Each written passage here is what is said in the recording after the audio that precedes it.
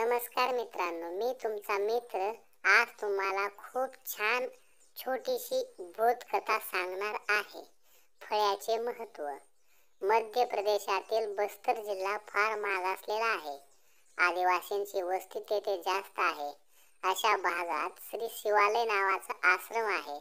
तेथे श्री सदाशिव नावाचे तत्वनिष्ठ स्वामी मुलांना मोठ्यांना शिकवित. त्यांच्यामुळे तेथील लोकांवर चांगले संस्कार झाले. तेथील शाळा पाहण्यास एकदा त्या विभागाचे कमिशनर आले.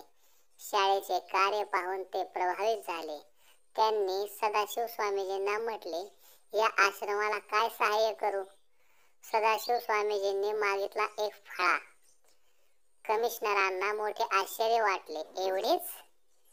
ही तर अत्यंत किरकोळ गोष्ट झाली. अधिक काहीतरी मागा. सदाशिव स्वामीजी मंदपणे हसून म्हणाले, माझी ही मागणी फार क्षुल्लक वाटते काय? अहो, या फळ्यावर लिहून त्यावर वाचूनच ना तुम्ही मोठे झालाय, कमिशनर झालाय, नाही का? सदाशिव स्वामीजींच्या प्रश्नांचे कमिशनर प्रभावित झाले. त्यांनी शाळेला फळा व त्याचबरोबर उपयुक्त वस्तू, बरीच सुंदर पुस्तके भेट म्हणून दिली. बोध. किमतीपेक्षा कार्य मोलाचे.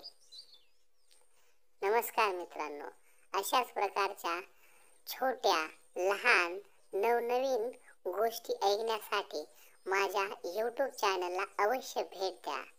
मिळूयात नंतरच्या गोष्टीमध्ये. तोपर्यंत धन्यवाद.